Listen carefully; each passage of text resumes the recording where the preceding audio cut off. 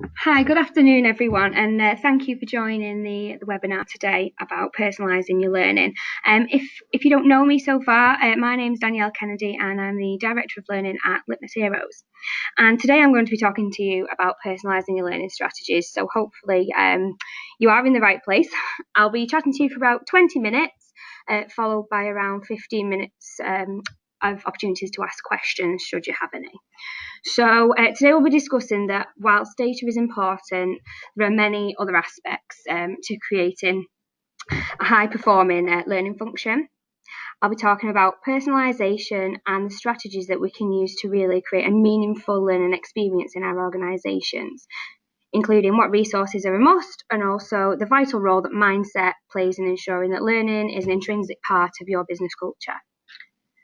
So before we start, I'd like you to get involved, and I think it's important that we all share success and give others ideas on what they can try too. So I'd like to ask you the following question.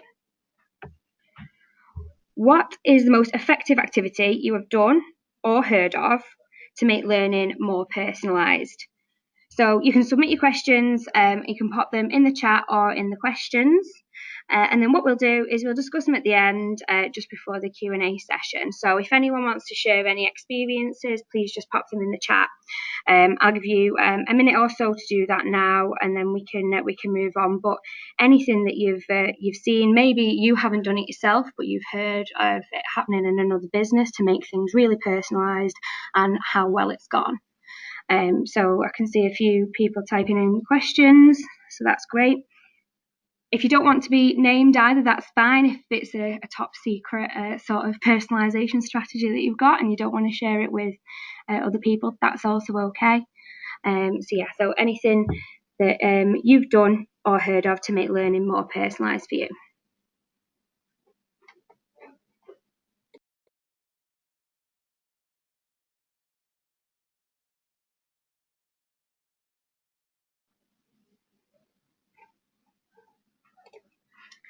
Okay, so let's kick off thinking about personalisation and what it actually means. Because coming from an off-the-shelf content provider, I'm sure you're thinking, but your courses are generic, which they are. So I believe it gives us a great platform to actually talk about personalisation and how important it is, regardless of software, content, or the curriculum that you have to follow or that you choose to follow. I had a great discussion recently regarding personalising learning from a teacher's point of view versus a learning manager's point of view. So I'd love to ask you the question that I got asked. So a teacher teaches a topic to a class of 30 students. They all learn at different paces and take in different amounts of information via different mediums. And some students just don't get it. In a school or a university environment, the teacher would adapt their communication style and their approach as well if they came across a student who was struggling to take in a topic that they were teaching. So what is different about being a learning manager? Now, if like me, you immediately protest, but I'm not a teacher, that thought process might not help. It really gave me a bit of clarity, actually. Why would we personalise how someone receives information if they're younger? But now we would just throw out information in a random format and hope it sticks when people are older. If we're the advocates of lifelong learning and not just enablers of training courses, it's something we should really consider when putting together plans and personalising experience for our colleagues who are learning in our business. So recently, as you'll all know, Learning at Work Week took place. And I actually use this as a time to reflect on my own personal learning, when I came to the realisation that I've been so busy concentrating on the learning of other people that I've neglected my own, which means I'm not practicing what I preach. So I need to be set an example both in my mindset and my actions if I want to encourage that positive learning culture we all crave. So I'd urge you to think about yourself as your first resource. So what did I do to remedy this? I signed up for a webinar a day during Learn at Work Week and decided to invest more time in reading. So my little gremlins in my head were telling me I couldn't possibly have time to read, as well as work, family life, eat well, exercise, be a super mum and bake cakes and go to PTA meetings. all whilst doing loads of other stuff that gets in the way of our day-to-day lives. So I had a little word myself, and I decided to take some of my own advice. And if you've attended any of my talks or webinars before, you'll know that I've mentioned this previously. So I did once ask a colleague on a training course to listen to an audio book on the topic we will be exploring in the classroom whilst he was driving to the course, so instead of completing the mandatory pre-work. This equipped him with the knowledge he needed to ace the course and the advantage of a different perspective than the rest of the class. So here he was learning for advantage. And he also doubled up on his time by commuting and learning. So on my own little learning improvement plan, I downloaded Audible, and I decided I'd double up on my time on the commute to work, which would increase the amount I read by 2 hours per day, which is obviously 10 extra hours per week spent learning, and I haven't forfeited any of my other commitments, or more importantly, I haven't given up any free time that I spend in the evenings with my son or my partner, which is obviously very poignant to everyone. So think about your second resource as your time. You can really use your time to your advantage, and by doubling up on time and encouraging the people in your organisation to do the same, this will make your whole culture more efficient. It's also something everybody has, and it's also free. There's actually a community on Facebook called Learning How to Learn, which is a great resource for discussing ideas on learning and also getting recommendations on how people become a better learner. And therefore you can do that yourself, and then you can pass that on to your colleagues within your organisation too. Also, do some research into the Facebook forums and communities relevant to your industry and encourage people to join, because that's where I would find the most relevant and interesting topics, and people are talking about them in an open forum without mediation regulation sometimes, which is actually really, really good to learn what's happening on the ground. So I know we mentioned data at the start, so it's all just about using it wisely, really. So this is where the traditional LMS will be your best friend or your foe. If we know anything about data, it's all down to interpretation. So we can always report on how many courses are taken and tick compliance boxes, but we need to start thinking less about measuring consumption and more about measuring impact. One of the absolute best ways to measure impact is to follow kind of this 3-step process. First, think about the behavioural change you wish to see and how is this currently measured. I'll use the example of an L&D function which were targeted on the performance of their sales team ability to upsell a repair kit with the machinery they sold. So this was actually the L&D manager that suggested they be targeted on the sales performance, and so ultimately revenue generation for the business. So second is demonstrating impact. It's hard, so do it in stages. So continuing with the same example, this L&D manager requested the sales training be staggered. That way, a placebo effect would be created. By taking a break in between the training, it allowed the people that had received the training to demonstrate impact. It also gives you a tangible time frame on how long it takes your learning program to take effect in the business. And thirdly, when you directly impact the bottom line, shout about it.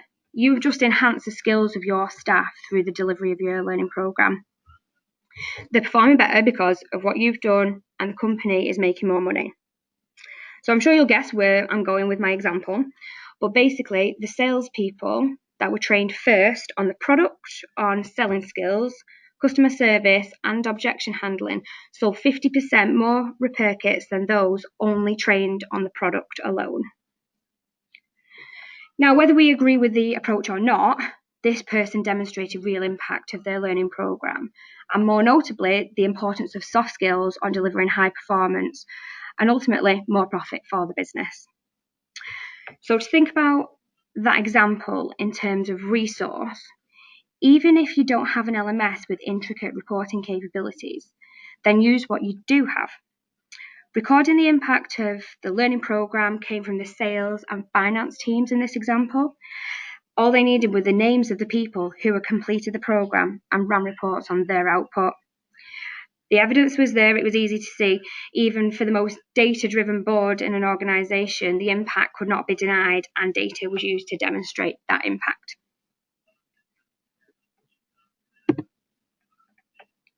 So let's move on to mindset. So you've probably been living under a rock for the last few years if you haven't seen the rise of popularity of mindset and developing resilience in the workplace. I tend to think about mindset right about the same time as I think about culture within a business, because one can't happen without the other. If your people have a certain mindset, this will directly impact the culture the organisation has. And if your whole organisation has a certain culture, it's directly down to the mindset of its employees. Well, what has mindset to do with personalisation? Well, if you tackle the mindsets of individuals with influence, then it's like a cascade effect and others will follow suit. We found that those with the most influence on culture are not those in your senior management, but peers who either engage in the workplace activities or don't. So the very first step in personalising your learning and understanding the current mindsets within your business is to simply ask. We need to know why the people in our workplace are here. What do they like about the organisation? What makes them come to work every day? But more importantly, what makes them go home?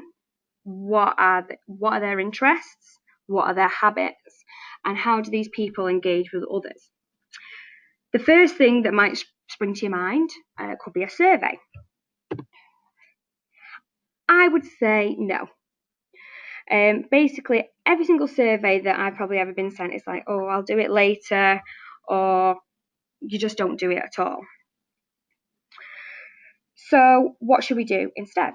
So first thing is to remember our people are humans and not data. So take some time to get to know them. Personalisation is gathering information about someone and then customising their experience. So we should create a community. And I don't mean you should create the community, a peer-to-peer community where people talk about the things they do, what they enjoy, and try to encourage conversation about their favourite topic, which is themselves. How many times have you been asked in a training room, tell us something interesting about yourself? And then your mind goes blank and you end up saying something like, I like cats, when really you're allergic to them and have 4 dogs. But my point is, putting people on the spot, even in a survey, does not encourage honest feedback. Being on the ground, listening to people and building real relationships will give you a better insight to your people than any survey ever will. Use the information you gather from your managers to make decisions for your people, not in spite of them.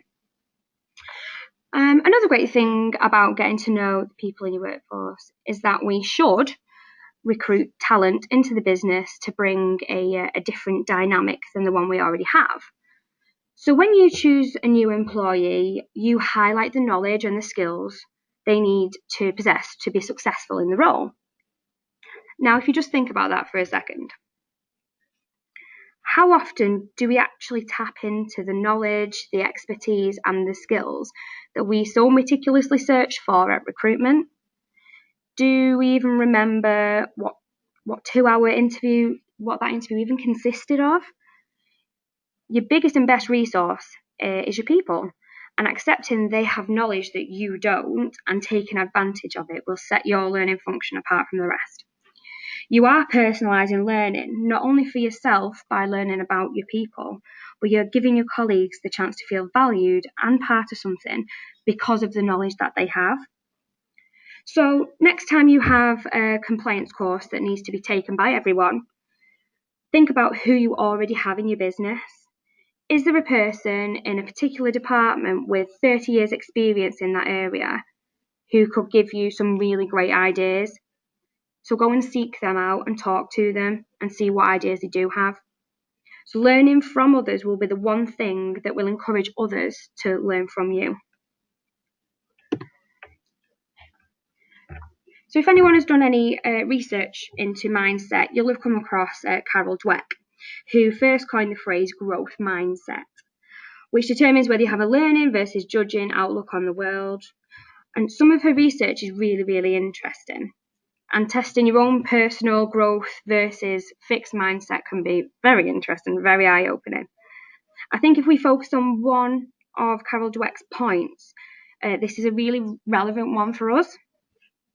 So let's be honest, how many of us have run a completion report on our LMS and looked straight past those who have completed what we wanted them to and looked at those who've either failed or are still in progress?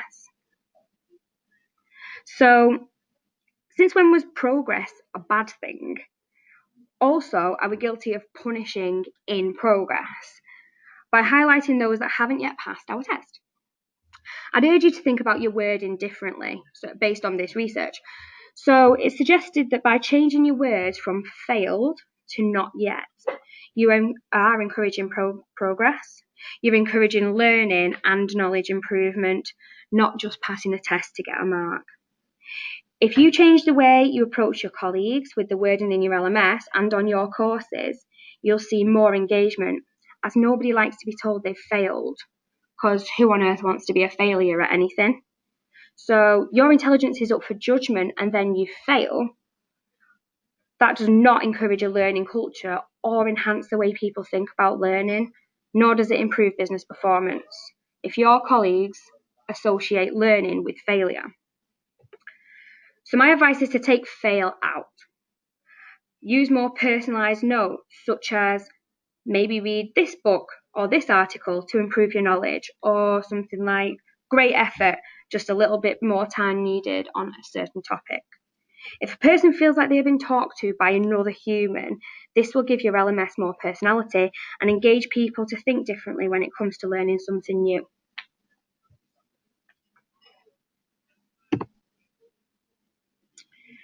So moving on to my final point, really, which I think combines resources, strategies, and mindset, is this. Where do you find your information from? What structures your learning program? And above all else, why are you doing it? So I'd just like to do a little poll, if that's okay. So how useful do you find industry white papers and research? So we've got very useful, and you read them often. Sometimes, because they're hit and miss, depending on the topic. They're not very helpful for my role, and I don't read the papers or research at all. So we have got quite a few people coming through.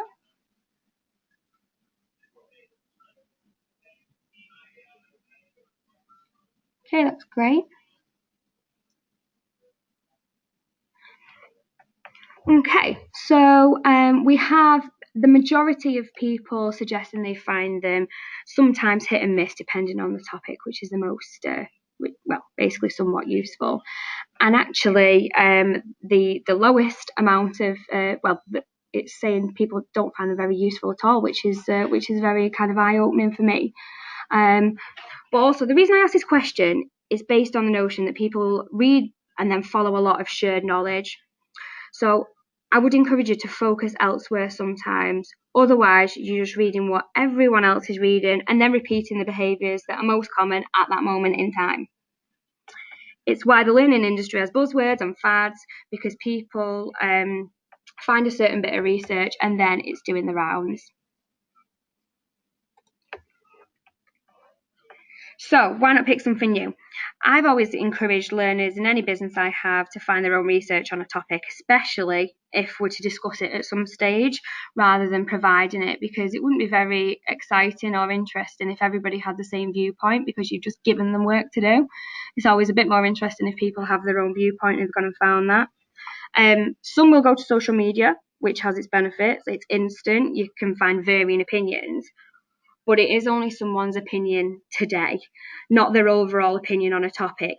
I do warn people to research the source too, because if it's a credible source, you often find a book or detailed research which has much more detail about the hypothesis and the topic they're discussing socially.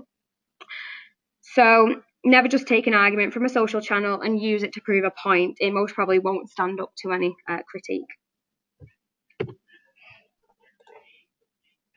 So, in summary, if you change your mindset to think about how to grow your learning function by treating your learners like individual people, use strategies that always involve the word personal in them, and tailor your learning programs to answer the questions they are asking, this will most definitely set your L&D function apart when it comes to personalisation. So I just wanted you to remember that your learners are your customers and your boss, and giving them what they want and making them feel appreciated will ultimately define your success. So if we go back to the question, so what's the most effective activity you've done or heard of to make learning more personalised? So the first one we've got is creating individual profiles on our Slack channel and ensuring people put as much information about themselves as possible in the what I do section. And they've kind of put a little bit of a quote of how it's done. So the first line is the job title. The second line is their interests. The third line is the best advice or quote they've ever been given or that they would like to share with a colleague. I think that's quite interesting, really, because then you are actually personalising how you get to know your employees, and that would be really, really beneficial from a learning and development manager's point of view, because they can go on and find information without even asking if it is standard practice to do this on your Slack profiles. So that's really good example. Another one we have here is personalisation starts with supporting your people in the resources you offer. So mindfulness, well-being, stress management and work-life balance. So providing learning opportunities outside of work-related activities feels more personal and encourages people to take part. Yes, definitely. I mean, I would 100% agree with that as well. I would say that making sure that you're looking after your colleagues like you would look after your customers in that sense, and making sure that you are doing mindfulness activities, you are looking after their well-being, and then they're more likely to be in work every day and deliver the results that you need. So yeah, that's a great example as well. And we have another one here. So treating employees like customers, like I just said. If a personalisation strategy is built into your business, then copy it.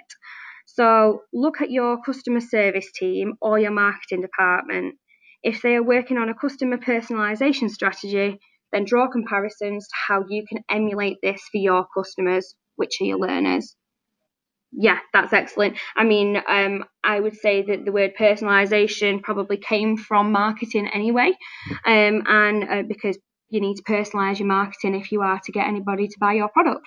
So I suppose we are like that in that way. We want people to buy into our learning programme and actually have attendees that stay the course and want to try new things and try new courses. So that's really, really good.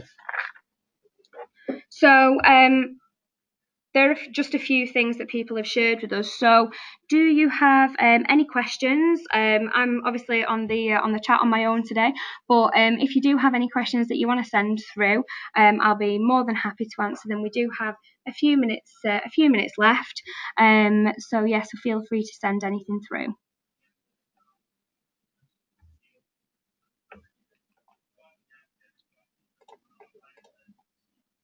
You can do this via questions or via chat. That's entirely up to you. Okay, so the first question is, can I personalise? My business isn't ready. Okay, so I would say, right, think about where you're starting. So if you need to decide, you need to decide if personalisation is right for your business and if you have any data on your current demographic of people. If you do, or if you don't get that data and find out about people and split them into segments which you can market your program to. Also, then you need to experiment, try out your theory, backed up by your data, and then validate your results to demonstrate impact, which is definitely like the example I gave you earlier in demonstrating impact and maybe staggering things to show how personalising your learning can have a really, really good impact on your people. Okay, so someone says they don't have the resources, so what can I do? So you need to put a personalisation strategy in place, and then a project team to manage it, and reports, so that you can produce results that you can analyse and then validate why you've personalised things. But I feel like personalisation is often called segmentation, so it's actually seeing who's in your business and deciding how to split them down. If you split these people down by job role or job title even, or maybe even location, this is a really good way to start off trying to find a way to get to people at a more granular level. So I definitely say split those people down. Meanwhile, you're doing the activities like getting to know them and getting your managers to know them as well. How do I double my time? Okay, so basically, well, you've got to, how do you double your time? So I obviously gave the example there about commuting and listening to an audiobook, and I found that it's really enhanced my conversations that I've been having as well. So it's not just about, oh, what did you do? I was like, oh, I learned this on the way into work today. So pick something that's relevant for you that way. And other people can do this like at the gym, and I suppose if you're doing a class it's not exactly the ideal thing, but if you are maybe on a bike or something like that and you wanted to read something or you had something on your phone, that's a really great way to learn something. We've actually got our 60-second skills collection, which has actually done really, really well, basically because it only takes 60 seconds to learn something new. So that's really, really a good way of getting things across to people, making it quick. And that's what people need. They need speed and they need accessibility. So you're also giving them what they want and when they need it, but also in a very, very short space of time. So do I have enough data? I don't know how much data you have, but I'll assume you don't have any. So what I would do to make sure you've got some data is, like I said, segment your workforce and make sure you're putting out learning that is relevant to those sections, because the more that you segment and the more that you target certain parts of your workforce with certain kind of learning programs, then you are going to see a better result rather than hoping that one size fits all. Okay, and finally, yes, there will be a recording of this webinar sent out to everybody afterwards. But also, if you are interested in any of the questions that we've raised or any of the research that I've spoke about, I will ensure that you can get that information too. So, if there are no more questions, I'd like to thank everyone for joining me today. Hopefully I've not taken up too much of your day, just over 30 minutes. So yeah, feel free to connect with me on LinkedIn and carry on the conversation there. But thank you very much for your time and I hope you found it useful. Thank you.